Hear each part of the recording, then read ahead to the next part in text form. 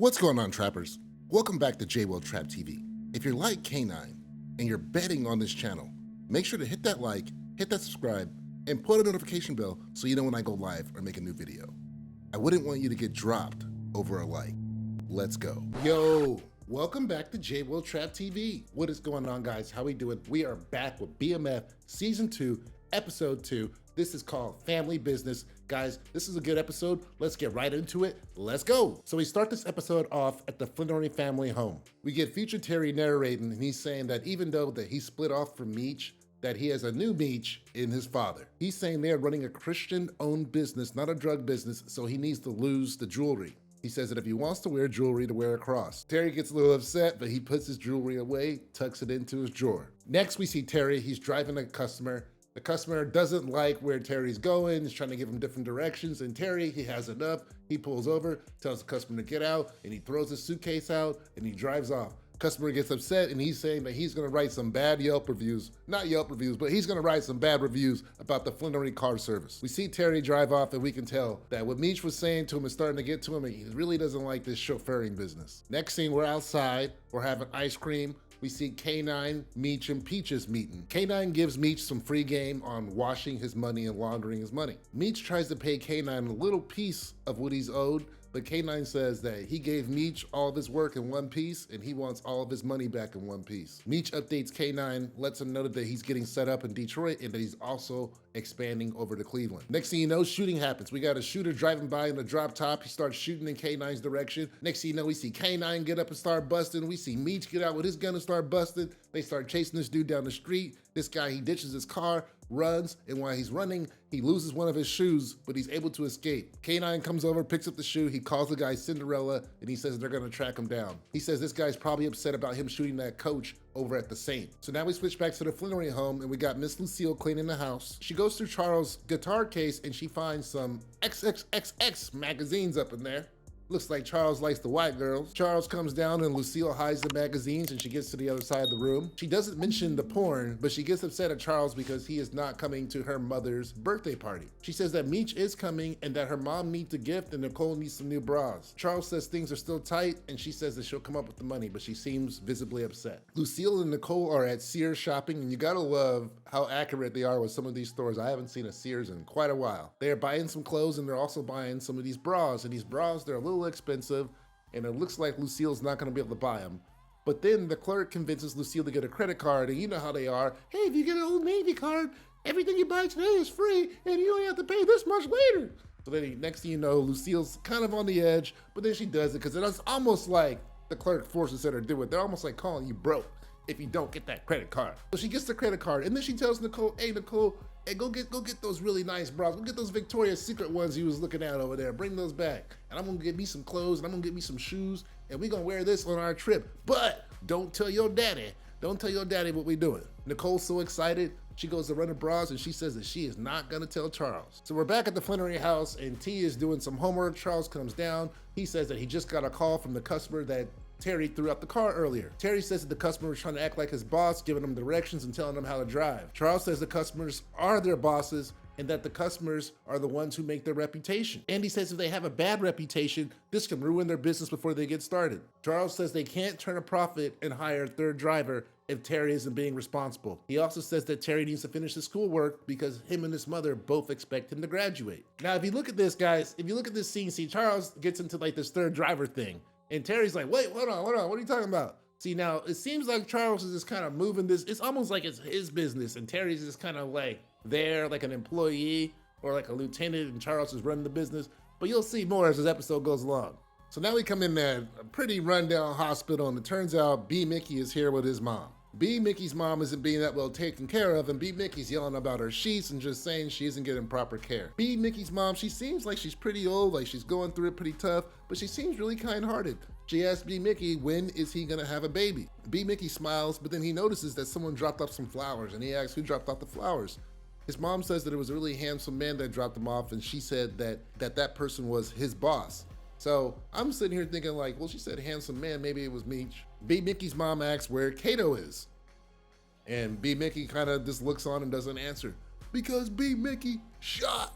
Kato! And it was really sad. Back at the Flannery house, we see Meech come home. Meech is home. Nicole comes up, she greets her brother, very happy to see him. Meech is happy to see her too, and he says that he's gonna buy out a whole theater so all the local kids can go and see the new Coming to America movie. Meech starts to make himself comfortable, grabs some orange juice off the table, drinks it from the carton, and this kind of annoys Terry. Terry's like, hey man, don't be coming in here drinking up the juice like that. Terry then says that Meech won't come down to Sunday dinner, but now he's going out to Cleveland and he must be up to something. Meech says, yeah, he's going to see the fam, but he's also going up there to put his cousin on because he's expanding BMF. Terry asks if Meech is really going to carry weight in the car with the family. And Meech says no, he's gonna have B. Mickey bring it down. He then goes into saying that you gotta take risks to expand and that he wants BMF to be everywhere. Now we come back to the hospital and B. Mickey's leaving. We see Brian is waiting for him and Brian pretty much makes it clear that he was the one who dropped off the flowers. B. Mickey's a little upset and he goes like, yo man, is this how we gonna do this? He's just gonna be pulling up on me at the hospital. And then Brian starts berating B. Mickey saying, yo, I thought you had money. I thought you was top dollar and you got your mom here in this nasty ass facility. Brian says that he can help B. Mickey get his mom to a better place, but that he's gonna need something big, that he's gonna need a big piece. And you know what he's talking about when he says that. He says he's looking for Meech. B. Mickey says Meech is out of town and that he can't help him. Brian says that he needs to stop protecting Meech and look out for himself and that he has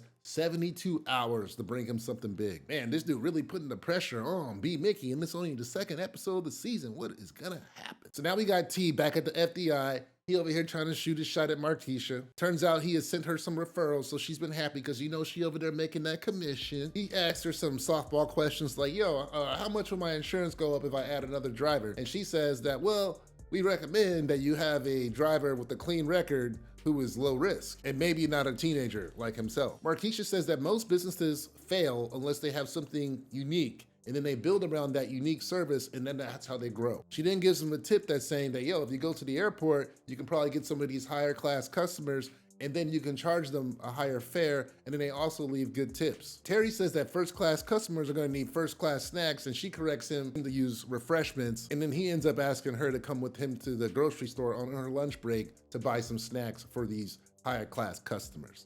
Okay, so I see you making the moves there, Terry. That was cool. You kind of snuck that one in there. Nice. So next we see Meech, Lucille, and Nicole arriving at grandmother's house in Cleveland. So while the family are meeting and greeting, Meech makes a beeline for his cousin James, and they speak in code, and Meech pretty much puts him on immediately. He's gonna have James introduce him to some bigger players over in Cleveland. We switch back to Terry and Markeisha, and they're in a bakery. They're over here, they're grabbing those snacks and just shopping around. Terry drops a flyer and Markeisha picks it up and she sees that Terry is stealing flyers from other driving businesses and altering them and writing the Flannery car business on top of the flyer. She tells Terry that he shouldn't be doing this, and Terry says, well, you know, he has to start somewhere. Markeisha then puts him up on game on some of these chocolates and snacks, the ones that these high-class customers are gonna like. She also teaches them what kind of people to look for, people in suits, people dressed in blouses and dresses, and also how to speak professionally to them. Terry thanks her for coming with them, but then she says, oh, it's not a date, they're just shopping. So she's still keeping them at a distance, which is pretty funny. James takes Meech to meet his dealer, Terrell. Terrell offers Meech some bud, but Meech says that he has some heavier weight for them to sell. He says that if he can move this weight, then he can earn a spot in Meech's organization.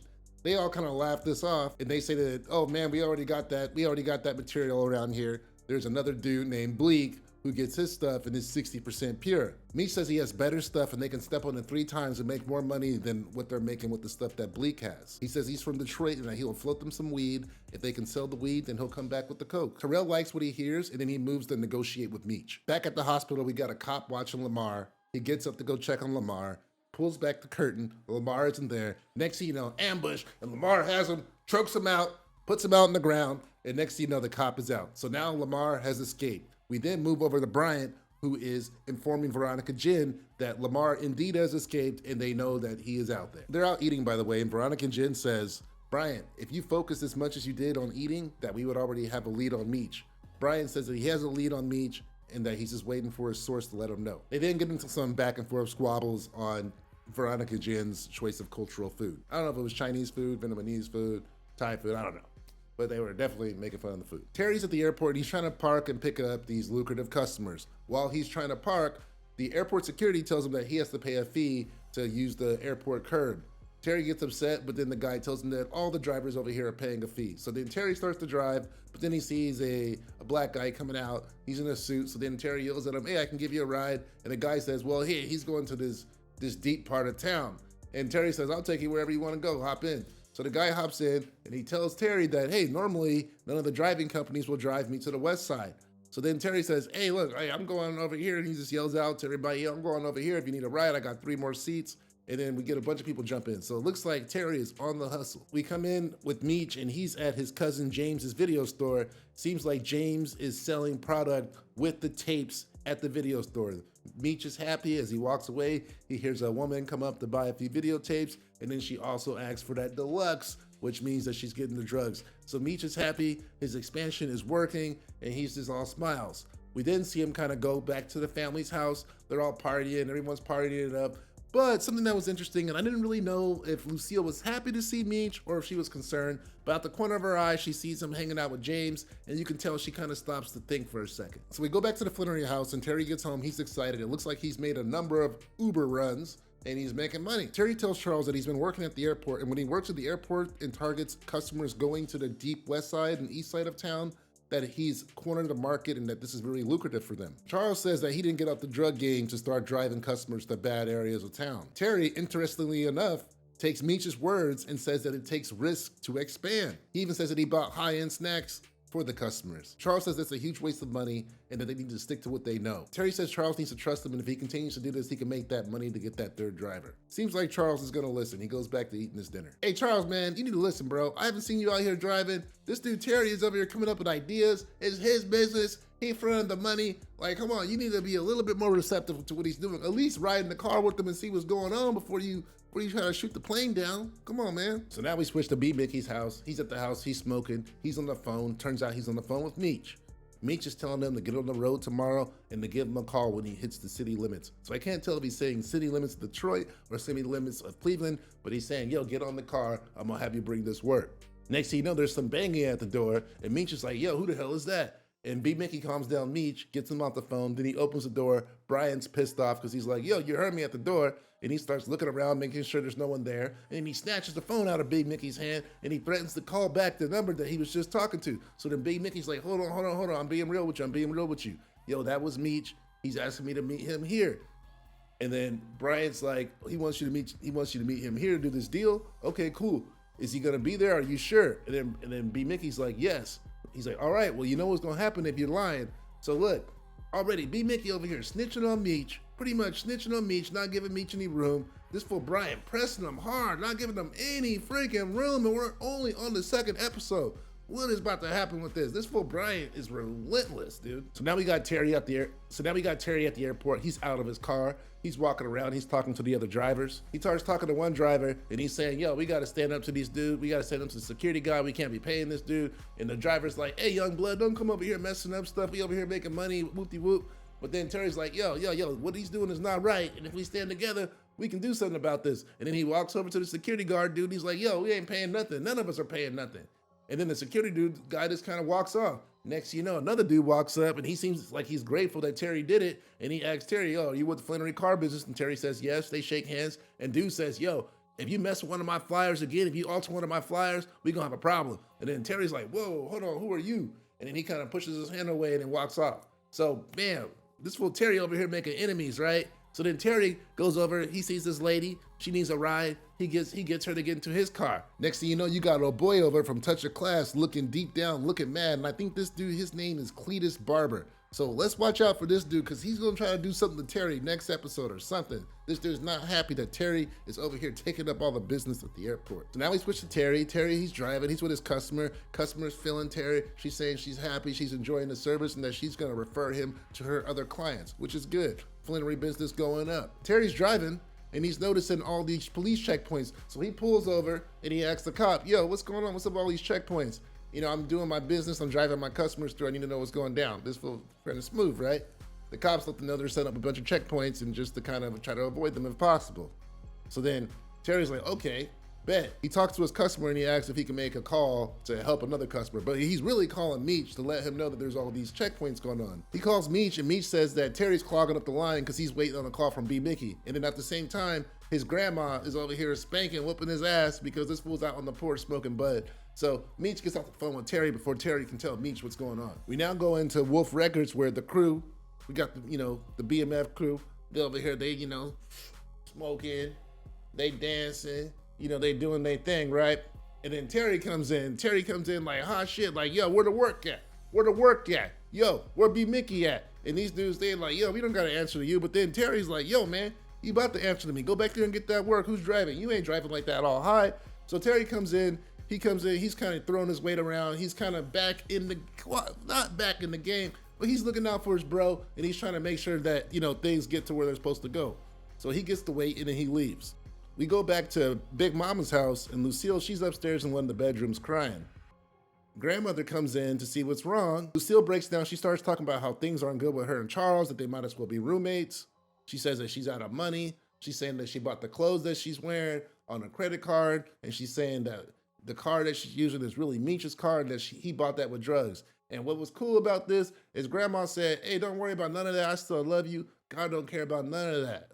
She consoles Lucille and she lets her know that she's never been disappointed with her. It was sad when she moved away with Charles, but other than that, she still loves her daughter and that she is pleased and impressed with her. Terry comes home to the Flannery house. He comes in to grab Wanda and TJ.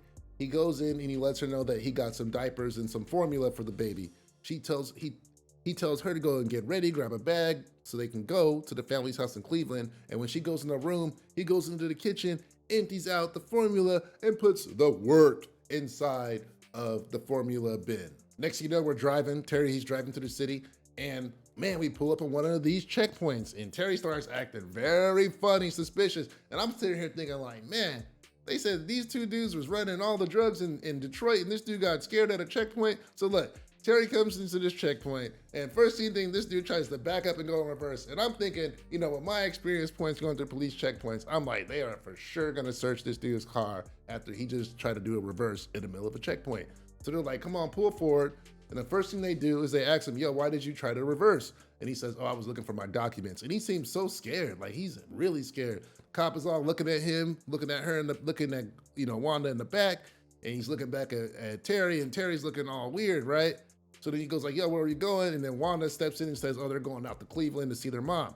So then he goes like, okay, license and registration. And he takes it, and it looks like he's about to ask Terry to step out the car. But then he says like, okay, cool, make sure you get this package back here, you know, his baby, to where they need to go. So Terry gets through that. But while all that was happening, he was acting so scared. Wanda was like, yo, what's going on? You know, almost, you know, noticed that this fool was back in the game, you know, moving to work. But they got through that checkpoint, thank God. But Terry, man, you was acting a little sweet right there, man. You can't be acting like that. At the, you know, interesting part though, was when all that was going on, I was wondering like, are they gonna come back and be like, yo, your driver's license isn't valid because you didn't pass the test. But it looks like he passed that driver's test, so we can put that one to rest, guys. So now we got Terry, he reaches Big Mama's house. He comes in, first thing he does is he hands Meech the weight. And I'm sitting here thinking like, okay, why is Wanda not wondering why Terry got out? And instead of getting his kid out the car seat or anything like that, the first thing he does is walk up to Meech and give him their diaper back. I would have knew right there, oh, drugs. But I guess these people don't know. Anyway, so they get there, he lets Meech know, hey, yo, here's the weight. Meech is like, yo, where's B Mickey at? And he doesn't really answer for why B Mickey isn't there, but he says like, yo, I got this to you through all these checkpoints, you know, I hope you're grateful. And Meech is like, man, fuck you. So, and he's like, well, I guess that's thank you and Meech talk. Inside the house, they start to get to work and they start to open up one of the diaper bags and they notice that the can is missing. So they start looking around and then they notice that Lucille is making a bottle for the baby with the Coke. So Terry walks up, oh, I'll make that bottle for you, Ma. You know, gets in there smooth, grabs the bottle, gets the formula and takes both of those and walks off. So, whoo, crisis averted. But I was really afraid that the baby was going, like, you know, have to go to the hospital, you know, drinking some Coke milk, you know, oh man, that would have been not good. But thank God they got in there and stopped that before that got bad. So now we switch, we got Meech and we got James, and they're going to go deliver that weight over to Terrell. So they're walking through Cleveland, they're walking around, and Meech walks up on this spot. They take Meech's gun, Meech gets in, he brings his stuff in the brown paper bag. You know, he shows them the weight, they smell the weight, and they're like, okay, this some, you know, FYE right here, you know, oh shit. You know, everybody's like, damn, you know? So all of a sudden, once they, you know, get the weight and they're satisfied, this dude Terrell's like, hey, yo, we're gonna change the terms, you know, I wanna get more of a profit. And this dude goes over to take a piss, and Meech is like, yo, hold on. We don't do that for my hood, G. That's not what we do. If that's the case, let me go grab my stuff back. And then next thing you know, these dudes all raised up on Meech, and Meech is outnumbered. And James even tries to speak up. It's like, yo, man, this is a good opportunity. But nah, Terrell's not backing down. He's using his numbers to kind of outgun Meech. And Meech is like, okay, cool. I'll be back. You know, Meech knows he's beat, but he already knows he's gonna come and get him a different way. We then switch to the police, and we got Bryant. He's holding a meeting with all the detectives. He's letting them know about this intel that BMF's provided and how they're gonna go in and bust these guys, right? So he's kind of telling them, you know, this is where Meech is gonna be, this is where the deal is happening, this is, you know, this is the entryway we're gonna use, et cetera, et cetera. And one of the other detectives, they're a little skeptical on the intel, and they're saying, yo, how do you know this is gonna check out? And Veronica Jen jumps in and defends Bryant like he's her man or something. She's like, no, you need to let my partner do his thing. You know, you getting in the way of what's going on, and you need to just trust what my partner's saying. So dang, Veronica Jen is in there. So I really want to know how this relationship is gonna go, because I haven't really seen Bryant do anything dirty yet, like not this season. So, but when he does start doing dirty stuff, how's Veronica gonna take that? And how is she gonna see it? Is she gonna be there? Because she's kind of in the mix, and they seem like they're having a really good kind of, you know, cop thing going on. So I don't know, it's interesting, we'll see. But you know, I like how she stood up for your boy. Not my boy, but you know that boy. So now we're back at the Flannery house, and it's morning time. Terry comes in, and Charles is sitting with some lady, some weird like penguin looking ass woman, right? So Terry's like, oh, who's this? And he goes like, hey, this is Denise, she's our third driver. And I'm like, wait a second. And then Terry's like, hey, Dad, can I have a word with you, sir? Brings him over here, and he's like, yo, Dad, like, how did you go and hire someone without talking to me? Like, what in the world? Like, you know what I'm saying? And I'm like, yes, exactly. Where are the applications? Where's the application, bro? Like, this fool Charles is over here making moves. So this fool's all like, oh, well, this is gonna help us make money, and whoop-de-whoop, and we gonna be able to make money, blah, blah, blah, blah. Oh, that's fine. And he's like, oh, I know this lady from the freaking factory and stuff. But Charles, guess what? This is his business, bro. Well, this is y'all business. And y'all can't just be doing stuff, you know, willy-nilly. You can't just be going to hire people on your own and not talk to your son, because everything he's doing, he's talking to you about. When he went to the airport and made those rounds and started making that money over there and looking at that model, he let you know what was going on. And even though you didn't like it, he tried to convince you. You could at least came to him and convinced him or sold him. Yo, I know baby at the factory. She just lost her job. She just got, you know, one kid. You know, she needed our help and she could help us. We can have her work for, you know, $5 an hour. You know what I'm saying? Charge $15 a ride. Yeah, you know, you feel me? But no, this fool is coming doing stuff himself. And then when someone have a problem, he's gonna get all big shouldered. Hey, no, I'm doing this for the money. Hey, nah, calm that shit down, Charles. Nah, I'm telling you, bro, this fool Charles making me mad, bro. Like, you just doing whatever you want, dog. So Lucille and Nicole come home, and they see Denise. Lucille says hi to Denise, and seems like she might know her already. And right before Terry goes upstairs, she says, hey, hello to him, you know, shows respect and says hello, and Terry looks at her and smiles. So, you know, he just kind of got put in a bad situation right there. For real though, like, you know, this fool, dad is just doing too much. So now we switch to Meech, and he's out somewhere helping this old lady, you know, bring her stuff in the house. And then guess what? We get in the house and we find out it is Terrell's house. Terrell's house, he's over here helping his mom. And then Terrell's like, whoa, what you doing here? And then next you know, Meech pulls a strap out on him and goes like, hey man, look, my cousin James is gonna be in charge of this situation up here in Cleveland, or I'm going to have you have your mom clean, you know, your meatballs up off the kitchen floor. What you wanna do? And homeboy's like, okay, I understand, because he sees that this fool Meech, he's not just blunt force, he's also cunning. So he kind of says, okay, I get it, I understand. So yeah, Meech gets the win right there, got the deal back, you know, cut out that profit margin that those dudes were trying to make, and now he has his cousin in charge over here in Cleveland. So BMF, man, we working, okay, cool. So now we switch to the cops. It's nighttime. They're going up into that project, that house, whatever. They go in, they kick in the door, some dude jumps out the window. So they get that guy who jumps out the window, and then they get some other fat guy they bring out. But there is no Meech. So Bryant, he's over here, he's pissed, he's upset, he's probably thinking, where the hell, why they be making give me this bad intel? And Veronica Jen's just like, wait, we got two guys and we got these drugs off the street. So she's looking at the optimistic side, but no, this for Bryant, nah, he wanted a trophy. Now I'll switch over to K9s, and Meech, he's over here, he's here to deliver the money. Go and get your money, little duffel bag boy. He comes in with that duffel bag, and K9, hey, K9 kind of stocky, you know what I'm saying? K9's excited to see the money, you know, and remember, K9's betting on the channel. Make sure you hit that like, hit that subscribe, put that notification bell, so you know when I go live and make a new video, because your boy K9 might pop you if you don't. Anyway, so K9's like, yo, he's in the gambling house, and there's some dude, he's like gambling, he's winning, but he's super loud. And K9's like, see, I don't like these cats like this, that win in and they start getting super loud. And homeboy, not only is he winning, but he's over there talking to Peaches, getting at Peaches. You can hear him say, hey, I know you K9's girl, but you your own girl too or something. And K9 not even sweating that shit. So then K9, he counts his money, he looks at his money, he cool, he's happy with Meech, and he takes Meech to the back.